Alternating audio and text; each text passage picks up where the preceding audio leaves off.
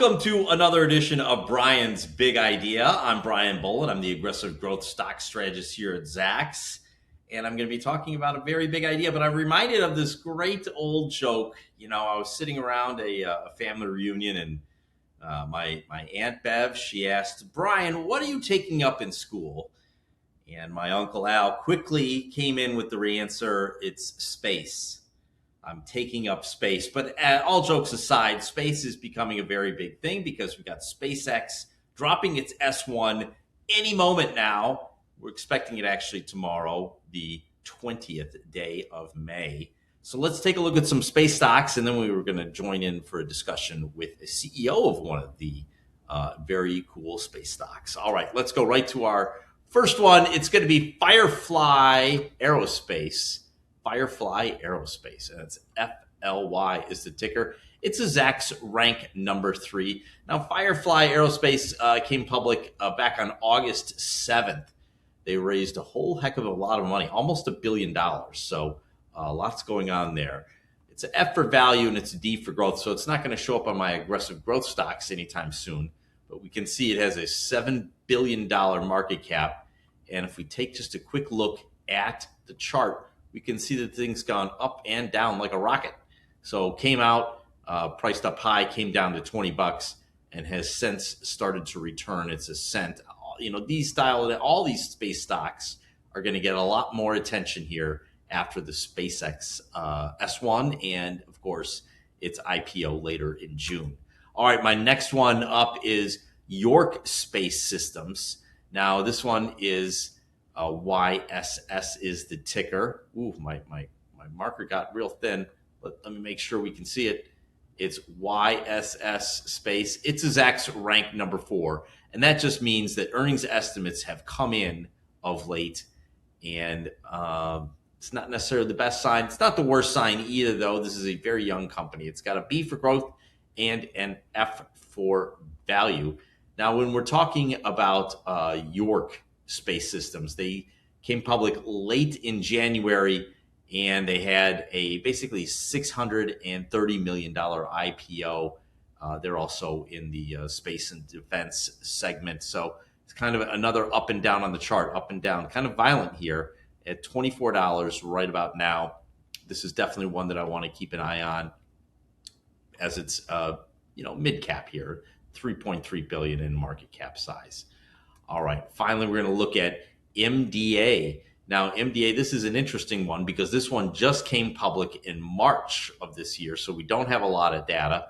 This one hasn't had that rocket ship back down to Earth or the ascent back down, so it's MDA Space right up there, and it's MDA is the ticker. It's a Zacks rank number 3, D for value, C for growth.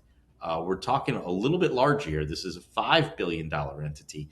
Now, the idea here is that these stocks all have gotten a Zacks rank already. We're looking forward to another stock. It's Starfighters Space. Starfighters Space, we've seen it come out here at the end of the last year, and it came up to $15, retreated all the way back down to the $5 range. And now we're going to talk to the CEO, Tim Franta of Starfighters Space. And joining me right now is Tim Franta, the CEO of Starfighters Space. Tim, welcome. Thank you. I just want to give everyone just a quick, brief overview of what is Starfighters Space. Sure, and that is a good question because we are a unique company and a unique space. Not to make a pun of it, but Starfighters is both a R&D, T&E, research and development, test and evaluation company using high-altitude, high-speed jets to test payloads for space. But we're also expanding into launching into space, both suborbital, which means you go up and down, and then orbitally, which you go around the Earth. So we're a launch company and a testing company. Gotcha. A couple of maybe it was last year around this time, maybe a little bit more. I was out to the facilities there at Cape Canaveral. I saw the F-104 do a couple quick passes, and you're using this old school military jet to launch small satellites into space. Is at least the beginning of the foundation of the company, right? Yes. So let me say so satellites are for orbit. Payloads are for both suborbital and to orbit. So we're first launching payloads and then launching satellites. Gotcha. And we've heard so much about these small size satellites that are going up there. I've read that China is looking to shoot up another 200,000 or so, and obviously SpaceX and its own Starlink and that sort of thing. We're getting into that space. Who else do you see that's looking at this space, looking to compete with SpaceX in that area? So we're at the smaller end. We'll never be competing with SpaceX, but SpaceX is competing at Blue Origin and Rocket Lab will be competing with SpaceX and legacy contractors such as Boeing and Lockheed with ULA. But we're unique because we're going to stay at the small end because we're limited by the size of our payload because of the aircraft. So we're staying at the small end of the market. So, and we really will have no competition because what makes us unique for air launch, we're the only ones that will be launching at supersonic speeds. No one else is going to be doing that. Right. And we think about your customer base. Who are the big players out there that are looking for your services? Sure. So the big one is the U.S. government, the Pentagon. And let me show you our complicated business plan.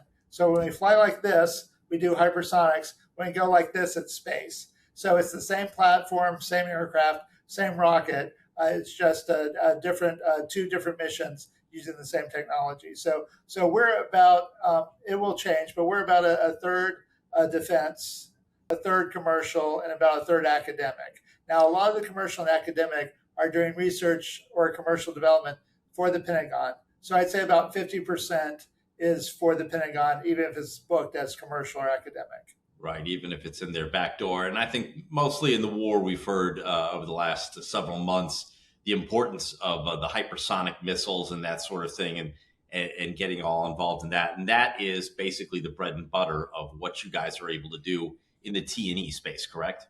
Correct. So just in August, we were the first ones in the world. We did it for GE Aerospace and the Atlas program, but we were the first ones. We couldn't ignite rocket fuel under wing, but we ignited the igniters going at Mach 2.02. It made Aviation Week.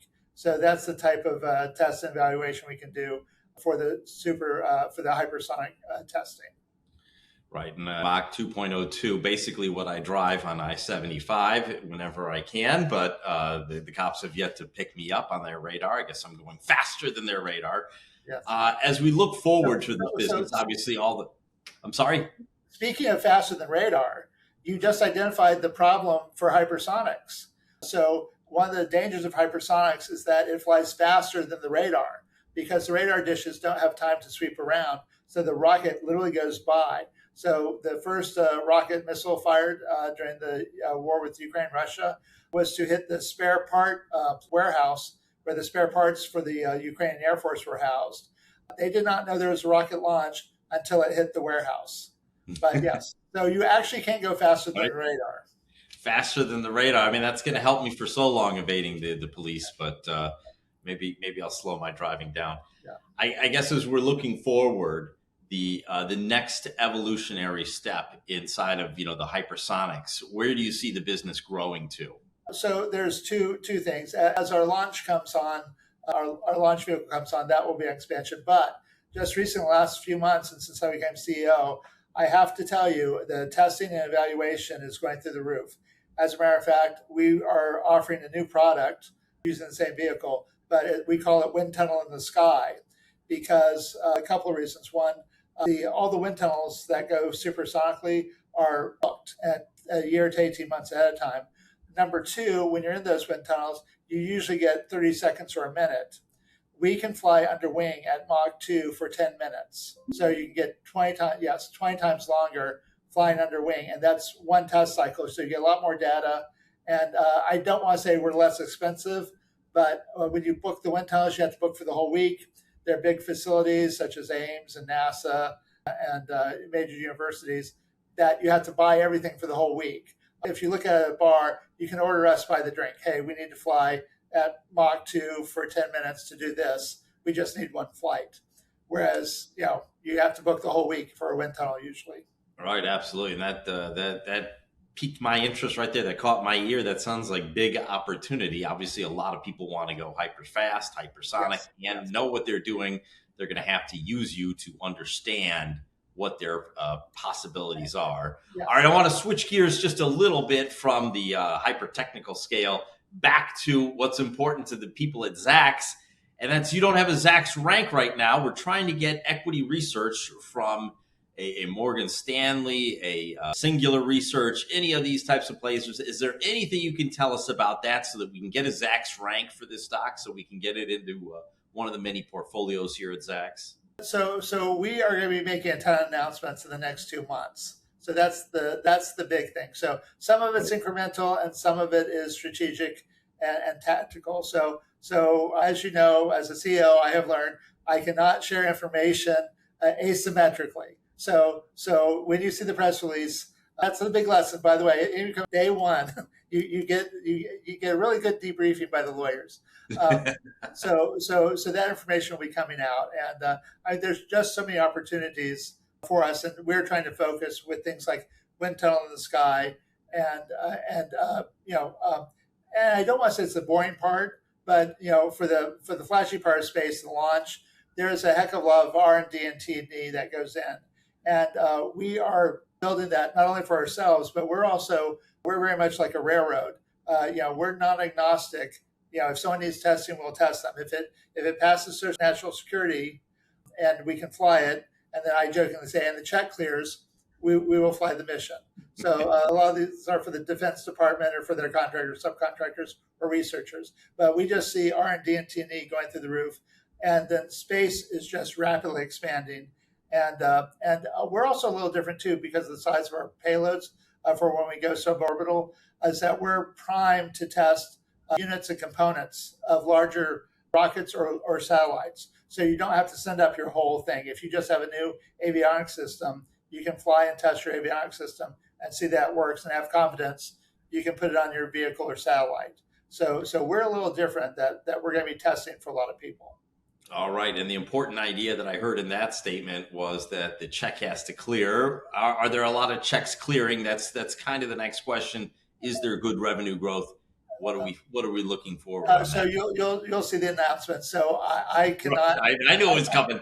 Until a contract is actually signed, we have MOUs and letters of intent, and people asking for capability statements. But as you know, you'll see the press release. All right, Tim, thank you so much for coming on. Lots of press releases. We're going to be dialed in to Starfighters Space as we look for new research coverage and a whole lot of announcements coming from this company. Thank you, Tim. Thank you very much. Well, that's it for this week. Be sure to join me next time when I have another big idea. But until then, why don't you go to zacks.com/promo to check out all of our latest promotions.